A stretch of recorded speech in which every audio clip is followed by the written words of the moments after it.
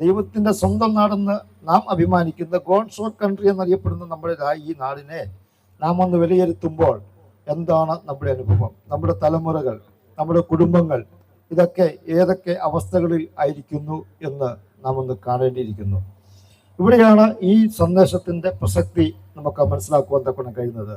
ഒരു കാലത്ത് ഞങ്ങളും ഇതുപോലെ വിലയുള്ളവരാണെന്നുള്ള തിരിച്ചറിവ് ഞങ്ങൾക്കുണ്ടായപ്പോൾ ആ വിലയിൽ ജീവിക്കണമെന്നുള്ള തീരുമാനത്തോടെ ഞങ്ങൾ പുറപ്പെട്ടവരാണ്. വിലയുള്ളവരായ ഞങ്ങളെ വിലയില്ലാതാക്കി മാറ്റുന്നതായ പല സന്ദർഭങ്ങൾ, പല സ്റ്റിക്കറുകൾ ഞങ്ങളുടെ മേൽ വന്നു. മദ്യപാനികളെന്നും വെരുക്കൂത്തുകാരെന്നും അതുപോലെ പിടിച്ചുപറിക്കാരെന്നും അങ്ങനെ വിവിധ ലേബലുകൾ ഞങ്ങൾക്കുണ്ടായിരുന്നു. ആ ലേബലുകളിലെല്ലാം പറിച്ചു മാറ്റുവാൻ ഒരു ശക്തിക്ക് ഇടയായത് കൊണ്ടാണ് ഞങ്ങളിവിടെ നിൽക്കുന്നത്. എന്നെ കേൾക്കുന്ന പ്രിയപ്പെട്ടവരെ, നാം നമ്മോട് തന്നെ ചിന്തിക്കുക, എൻ്റെ അവസ്ഥ എങ്ങനെയായിരിക്കുന്നു? ഈ സമൂഹത്തിൽ മറ്റുള്ളവരെന്നെ എങ്ങനെ കാണുന്നു? ഈ സമൂഹത്തിൽ മറ്റുള്ളവരെന്നെ എങ്ങനെ വിലയിരുത്തുന്നു? ഈ സമൂഹത്തിൽ അല്ലെങ്കിൽ ഞാൻ പുറത്തേക്ക് ഇറങ്ങുമ്പോൾ നമ്മുടെ ഔട്ട്വേർഡ് അപ്പിയറൻസ്, പുറമേ കാണുന്ന കാഴ്ച പോലെയാണോ നമ്മുടെ സ്വഭാവമെന്നും അതുപോലെ നമ്മുടെ സ്വഭാവത്തിനനുസരിച്ചുള്ള ജീവിത ശൈലിയാണോ, പ്രകൃതമാണോ എന്ന് നാം ഒന്ന് ചിന്തിക്കേണ്ടിയിരിക്കുന്നു. നമ്മുടെ ഉള്ളിൽ നിന്ന് പുറപ്പെടുന്നത് പോലെയാണ് നമ്മുടെ പ്രവൃത്തി എന്ന് നമുക്ക് കാണുവാൻ കൂടെ കഴിയുന്നുണ്ട്. അതുകൊണ്ട് ഇന്ന് എന്നെ കേൾക്കുന്ന പ്രിയപ്പെട്ടവരെ, സ്നേഹബുദ്ധിയ ഞാൻ ഒന്ന് നിങ്ങളോട് ചോദിക്കുന്നു, നാം നമ്മെ തന്നെ ഒന്ന് വിലയിരുത്തുക. ഇവിടെ ഞങ്ങൾ ഈ പറയുന്ന സന്ദേശത്തിന്റെ പ്രസക്തി വലുതാണ്, അതിന് വളരെ അർത്ഥവത്താണ്. ഞാൻ ഇവിടെ നിങ്ങൾക്ക് ഇവിടെ കാണുവാൻ തുടങ്ങി ലഹരി വിരുദ്ധ സുവിശേഷ സന്ദേശ യാത്ര എന്നാണ്. ലഹരി വിരുദ്ധ സുവിശേഷം. സുവിശേഷം എന്നാൽ എന്താണ്? നല്ല വാർത്ത എന്നാണ്. എന്നും നാം പത്രമാധ്യമങ്ങളിലൂടെയും വാർത്താമാധ്യമ ദൃശ്യശ്രവ്യ മാധ്യമങ്ങളിലൂടെയൊക്കെ നാം കാണുകയും കേൾക്കുകയും ചെയ്യുന്ന വാർത്തകൾ, ഇന്ന് രാവിലെ നാം കേട്ടത്, അല്പം മുമ്പ് വരെയും കേട്ട വാർത്തകൾ നമുക്ക് സന്തോഷം നൽകുന്നതല്ല, നമുക്ക് ഊറ്റം കൊള്ളുവാൻ കഴിയുന്നതല്ല. നമ്മുടെ തല ലജ്ജിച്ച് തല താഴ്ത്തുന്ന അനുഭവത്തിലേക്ക് നാം AI ടെക്നോളജി യുഗത്തിൽ പാർക്കുമ്പോഴും നമ്മുടെ അവസ്ഥ എപ്രകാരമാണ്? മൂല്യച്യുതി സംഭവിച്ചുകൊണ്ടിരിക്കുന്നു. ഞാൻ ഓർപ്പിച്ചല്ലോ, വിലയുള്ളവരായ നമ്മെ വിലയില്ലാതാക്കി മാറ്റുന്ന, നമ്മുടെ മേൽ വിവിധ സ്റ്റിക്കറുകൾ പതിച്ചുകൊണ്ട് നമ്മെ എത്രമാത്രം താഴ്ത്താവോ അത്രത്തോളം താഴ്ത്തുന്ന അനുഭവത്തിലേക്ക് നമ്മുടെ സിസ്റ്റം മാറിക്കൊണ്ടിരിക്കുന്നു. സിസ്റ്റം എന്ന വാക്ക് ഇപ്പോൾ കോമൺ ആണല്ലോ. നമ്മുടെ മന്ത്രിതലങ്ങളിൽ നമ്മുടെ ഭരണകർത്താക്കളൊക്കെ ഉപയോഗിക്കുന്ന ഒരു പദമാണ് സിസ്റ്റം. അല്ലെങ്കിൽ നമ്മുടെ ക്രമീകൃതമായ രീതി, നമ്മുടെ ക്രമം, അതായത് ജീവിത ശൈലി, അതെല്ലാം മാറിക്കൊണ്ടിരിക്കുന്നു. ഇത് നമ്മെ ഒന്ന് സിസ്റ്റമാറ്റിക് ആക്കുവാൻ, ക്രമീകൃതമാക്കുവാൻ നമുക്ക് സാധിക്കുമോ ഇല്ലയോ എന്ന് നാം ഒന്ന് ചിന്തിക്കേണ്ടിയിരിക്കുന്നു. മനുഷ്യനെ സംബന്ധിച്ചിടത്തോളം മനുഷ്യന്റെ ഒരു പ്രത്യേകത എന്ന് പറയുന്നത് മറ്റു ജീവജാലങ്ങൾക്കില്ലാത്തതായ പ്രത്യേകമായ അനുഭവം അല്ലെങ്കിൽ ഒരു സ്വഭാവ സവിശേഷതയുണ്ട്. അത് മറ്റൊന്നുമല്ല, തിരഞ്ഞെടുക്കുവാനുള്ള സ്വാതന്ത്ര്യം, കോൺഷ്യസ് മൈൻഡ് എന്ന് പറയും. അതായത് നമ്മുടെ മുമ്പിൽ ഇരിക്കുന്ന വസ്തുക്കളെ വിവേചിച്ചുകൊണ്ട് നല്ലതേതാണ് മോശമേതാണെന്ന് തിരിച്ചറിഞ്ഞുകൊണ്ട് അത് തിരഞ്ഞെടുത്ത് നമുക്ക് ഉപയോഗിക്കുവാനുള്ള ഒരു ചോയ്സ് അത് നമുക്കുണ്ട്. അത് എപ്രകാരമാണ് നാം ഉപയോഗിക്കുന്നത്? മനുഷ്യൻ എന്ന് പറഞ്ഞാൽ അതിന്റെ അർത്ഥം മനനം ചെയ്യുന്നവൻ, ചിന്തിക്കുന്നവൻ എന്നാണ് അർത്ഥം. അപ്പോൾ നാം എന്ത് ചിന്തിക്കുന്നു, നാം എന്ത് പ്രവൃത്തി, നമ്മുടെ ചിന്തകൾക്കനുസരിച്ചുള്ള പ്രവൃത്തിയാണ് നമ്മിൽ നിന്ന് ഉയരുന്നത്, നമ്മിൽ നിന്നുണ്ടാകുന്നത്. അതുകൊണ്ട് നാം ഒന്ന് ചിന്തിക്കണം, എൻ്റെ പ്രവൃത്തി എപ്രകാരമായിരിക്കുന്നു, എൻ്റെ ചിന്ത എപ്രകാരമായിരിക്കുന്നു, ഈ സമൂഹത്തിന്, എൻ്റെ കുടുംബത്തിന്, എൻ്റെ വരും തലമുറകൾക്ക് മാതൃകപരമായി ജീവിക്കുവാൻ, അല്ലെങ്കിൽ എൻ്റെ സ്വഭാവ സവിശേഷതകൾ മുഖാന്തരമായി മറ്റൊരു വ്യക്തിക്ക് പ്രയോജനം ചെയ്യുവാൻ, ഉപയോഗപ്രദമാകുന്ന നിലയിൽ അവർക്കൊരു അനുഗ്രഹമായി തീരുവാൻ സാധിക്കുന്നുവോ? ഇതാണ് നാം ചിന്തിക്കേണ്ടത്.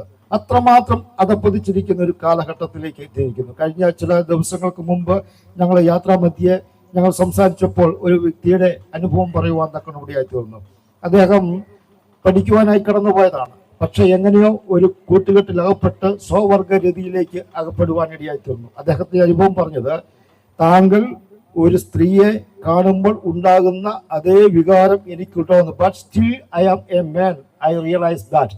ഞാനൊരു മനുഷ്യനാണെന്ന് അറിയുമ്പോൾ തന്നെ എനിക്ക് ഒരു സ്ത്രീയെ കാണുമ്പോൾ ഉണ്ടാകുന്ന അതേ അഭിനിവേശം ഒരു പുരുഷനെ കാണുമ്പോൾ ഉണ്ടാകുന്നു. അത്രത്തോളം എൻ്റെ മനസ്സ് വ്യതിചലിച്ചു പോകുന്നു, അത്രത്തോളം അതപ്പതിച്ചതായ ഒരു കാലഘട്ടത്തിലേക്ക് എത്തിച്ചേർന്നിരിക്കുകയാണ്. ഭയങ്കര അഗാധമായ ഒരു അനുഭവമാണ് നമുക്ക്. അതിൻ്റെ ആഘാതം വലുതാണ്. ആ മാതാപിതാക്കൾ വളരെ പ്രയാസപ്പെട്ട് കൗൺസിലിങ്ങിനൊക്കെ കൊണ്ടുപോയി പ്രാർത്ഥനയിലൂടെ അവനെ നേരായ മാർഗത്തിലേക്ക് കൊണ്ടുവരുന്ന ആ അനുഭവത്തെക്കുറിച്ച് കേൾക്കുവാൻ തക്കനോട് ഞാൻ പറഞ്ഞ സാരം ഇത് ഒരു വ്യക്തിയുടെ അല്ല, നമ്മുടെ സമൂഹത്തിലേക്ക് നാം ആഴ്ന്നിറങ്ങുമ്പോൾ ഞങ്ങൾ ഇതുപോലെ അനേക വ്യക്തികളെ ഞങ്ങൾ കാണുന്നതാണ്, അവരുടെ പ്രയാസങ്ങൾ ഞങ്ങൾ പങ്കുവെക്കുന്നതാണ്. ഞാൻ പറഞ്ഞതിന്റെ സാരം അത്രത്തോളം അതപ്പതിച്ച ഒരു കാലഘട്ടത്തിലേക്ക് എത്തിച്ചേർന്നിരിക്കുന്നു. ബൈബിളിൽ ഇങ്ങനെ ഒരു വാക്യമുണ്ട്, അവിടുന്ന് നമ്മുടെ പ്രകൃതി അറിയുന്നു, നാം പൊടിയെന്ന് ഓർക്കുന്നു എന്നാണ്. ബൈബിളിൽ സങ്കീർത്തന പുസ്തകങ്ങളിലാണ് നമുക്ക് കാണുവാൻ തക്കണം കഴിയുന്നത്. അവിടുന്ന്, അതായത് ദൈവം നമ്മുടെ സ്വഭാവത്തെ അറിയുന്നു, നാം ആരാണെന്ന് അറിയുന്നു, നമ്മുടെ പ്രകൃതി, നമ്മുടെ സ്വഭാവം, നമ്മുടെ സ്ട്രക്ചർ എന്താണെന്ന് അറിയുന്നു. നാം പൊടിയാണ്, മനുഷ്യൻ പൊടിയിൽ നിന്നെടുത്ത് എങ്കിൽ തന്നെയും ആ മനുഷ്യന്റെ ജീവിതത്തിൽ സകല ലോകത്തെക്കാളും വലിയുള്ള ഒരു ആത്മാവുണ്ട് എന്ന യാഥാർത്ഥ്യം തിരിച്ചറിയണം. അതുകൊണ്ടാണ് നാം വലിയുള്ളവരായി തീരുന്നത്. ഞാൻ ഓർപ്പിച്ചല്ലോ, മനനം ചെയ്യുന്നവനാണ്, ചിന്തിക്കുന്നവനാണ്, കോൺഷ്യസ് മൈൻഡ് ഉള്ളവനാണ് മനുഷ്യൻ. ആ മനുഷ്യന്റെ ഇന്നത്തെ പ്രവൃത്തി വളരെ മോശമായ അനുഭവമാണ്.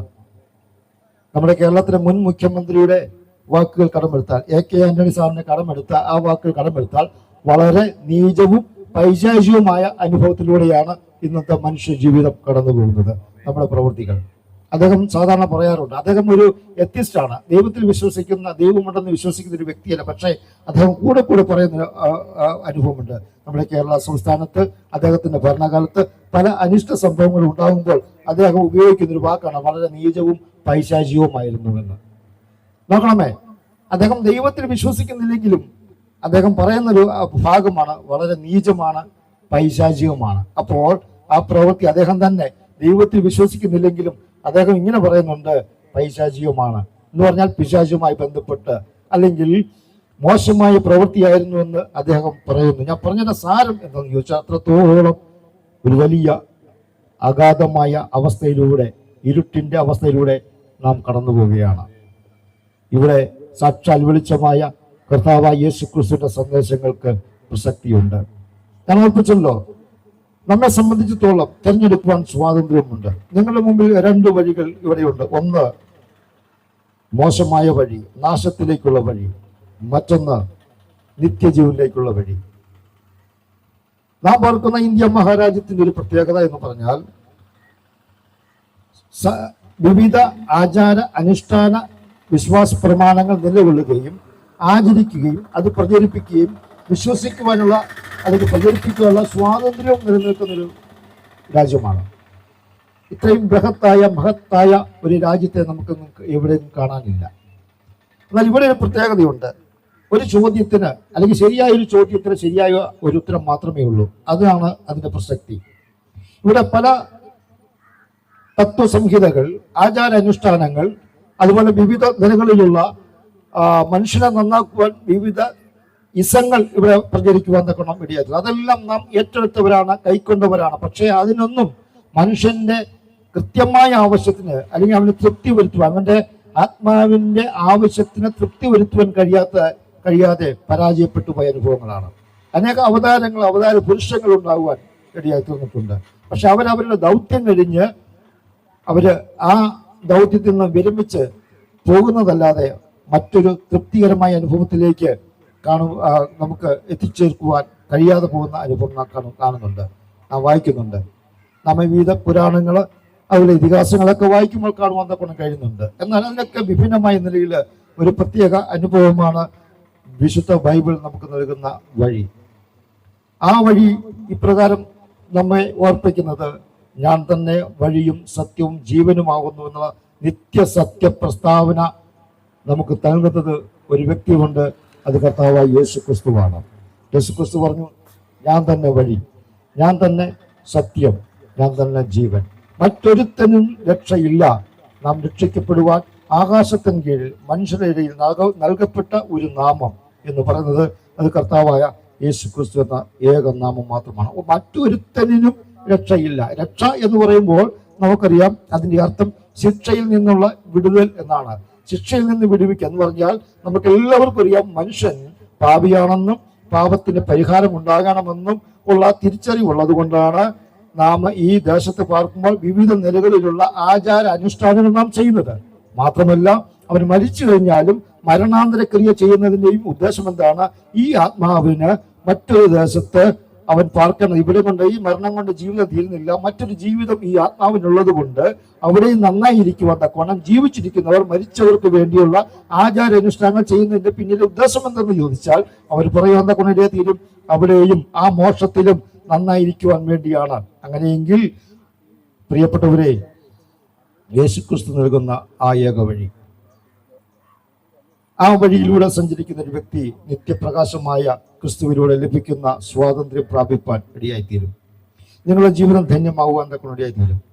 ആകാശത്തിന് കീഴിൽ മനുഷ്യരെ നൽകപ്പെട്ട ഏക വഴി എന്ന് പറയുന്നത് യേശുക്രിസ്തു ആകുന്ന ഏക വഴിയാണ്. അതുകൊണ്ട് ഇന്ന് പകൽ എന്നെ ശ്രമിക്കുന്ന പ്രിയപ്പെട്ടവരെ, ഈ യേശുക്രിസ്തു ഭൂമിയിൽ അവതരിച്ച് മാനവജാതിയുടെ പാപ പരിഹാരാർത്ഥം കാൽവരിയിൽ യാഗമായി തീരുവാൻ ഇടയായിത്തീർന്നു. നാം ഏൽക്കേണ്ട, നാം ചെയ്ത പാപത്തിന്റെ പ്രായശ്ചിത്തമായി നമുക്ക് പകരമായി കാൽവരിയിൽ അവൻ യാഗമായി തീർന്നു. എൻ്റെ പാപങ്ങൾക്ക് വേണ്ടി, എനിക്ക് വേണ്ടി എൻ്റെ മാതാവോ പിതാവോ മരിക്കുവാൻ തയ്യാറായില്ല, എൻ്റെ സഹോദരങ്ങൾ മരിക്കുവാൻ തയ്യാറായില്ല. ഞാൻ ചെയ്ത പാപത്തിന്, ഞാൻ ചെയ്ത ആ പാതകത്തിന് പരിഹാരം നൽകുവാൻ അവർക്ക് കഴിയാതിരിക്കുമ്പോൾ എനിക്ക് വേണ്ടിയും എൻ്റെ മാതാപിതാക്കൾക്ക് വേണ്ടിയും തകർക്കപ്പെടുവാൻ, ഏൽപ്പിച്ചു കൊടുക്കുവാൻ സാധിച്ച ഒരേ ഒരു വ്യക്തി എന്ന് പറയുന്നത് യേശുക്രിസ്തുവാണ്. ആ യേശുക്രിസ്തു വിശ്വസിക്കുന്ന ഒരു വ്യക്തിക്ക് നിത്യജീവനുണ്ട്. എൻ്റെ കർത്താവേ, നീ എൻ്റെ പാപത്തിന്റെ പരിഹാരത്തിനായി ലോകത്തിൽ അവതരിച്ച് എനിക്ക് വേണ്ടി, ഞാൻ അനുഭവിക്കുന്ന ഈ പാപത്തിന്റെ പ്രായശ്ചിത്തത്തിന് വേണ്ടി അങ്ങ് ക്രൂശിൽ മരിച്ചു, എനിക്ക് വേണ്ടിയാണെന്ന് നീ സമ്മതിക്കുന്നുവെങ്കിൽ എന്നെ കേൾക്കുന്ന പ്രിയപ്പെട്ടവരെ, നിങ്ങൾക്ക് നിത്യരക്ഷ ഉണ്ടാകുവാൻ ഇടയാത്തീരും, ശിക്ഷയിൽ നിന്നുള്ള വിടുതലുണ്ടാകുവാൻ ഇടയാത്തീരും. അതിനുശേഷമായി നാം ആ പ്രമാണങ്ങൾ ആചരിച്ച് ജീവിച്ചാൽ നിങ്ങൾക്ക് യേശുക്രിസ്തു നൽകുന്ന നിത്യ സൗഭാഗ്യം പ്രാപിപ്പാൻ തക്കൊണ്ട് ഇടയാത്തീരും. അതുകൊണ്ട് ഞാൻ പറഞ്ഞ കഥയിലേക്ക് വീണ്ടും വരികയാണ്. വിലയുള്ള നമ്മെ വിലയില്ലാതാക്കി തീർക്കുന്ന അനേക സ്റ്റിക്കറുകൾ നമ്മുടെ ജീവിതത്തിലുണ്ട്. പാപത്തിന്റെ, ശാപത്തിന്റെ, അങ്ങനെ വിവിധ നിലകളിലുള്ള സ്റ്റിക്കറുകളുണ്ട്. ഒരുപക്ഷെ ഈ സമൂഹം നമ്മെ വെറുക്കാം, മോഷ്ടാവെന്ന് വിളിച്ചേക്കാം, പാപി എന്ന് പറഞ്ഞേക്കാം, മോശപ്പെട്ടവനെന്ന് പറഞ്ഞേക്കാം, വ്യഭിചാരി എന്ന് പറഞ്ഞേക്കാം, പിടിച്ചുപറിക്കാരെന്ന് പറഞ്ഞേക്കാം. അങ്ങനെ വിവിധ തലങ്ങളിലുള്ള ആ ലേബലുകൾ ലോകം നമുക്ക് നൽകുമ്പോൾ ഇവിടെ തിരുവചനം നമ്മെ ഓർപ്പിക്കുന്നു, ഞാൻ നിന്നെ സ്നേഹിക്കുന്നു. നിന്റെ ഹൃദയം ആ കർത്താവിന് വേണ്ടി വിട്ടുകൊടുക്കുവാൻ തയ്യാറായാൽ നിന്റെ ജീവിതം ഭാഗ്യകരമായി തീരുവാൻ ഇടയായി തീരുമെന്നുള്ള സന്ദേശം നിങ്ങളെ ഓർപ്പിച്ചുകൊണ്ട് എന്റെ വാക്കുകൾക്ക് വിരാമം കഴിക്കുന്നു. അതുകൊണ്ട് ഒരിക്കൽ കൂടെ പറയുകയാണ്, യേശു ക്രിസ്തുവിലൂടെ മാത്രമാണ് രക്ഷ. ആ രക്ഷ സ്വായത്തമാക്കുവാൻ വലിയവനായ ദൈവം നിങ്ങളെ സഹായിക്കട്ടെ എന്ന് ഓർപ്പിക്കുന്നു. യേശുക്രിസ്തു പാപികളെ രക്ഷിക്കുന്നു, യേശുക്രിസ്തു രോഗികളെ സൗഖ്യമാക്കുന്നു, യേശുക്രിസ്തു പരിശുദ്ധാത്മാവിനെ നൽകുന്നു, യേശുക്രിസ്തു രാജാതിരാജാവായി വേഗം വരുന്നു. അതുകൊണ്ട് അവൻ എതിരേൽപ്പാൻ ഒരുങ്ങിക്കൊള്ളുക എന്ന ആഹ്വാനത്തോടെ എന്റെ വാക്കുകൾ ചുരുക്കുന്നു. ദൈവം നമ്മെ അനുഗ്രഹിക്കുമാറാകട്ടെ.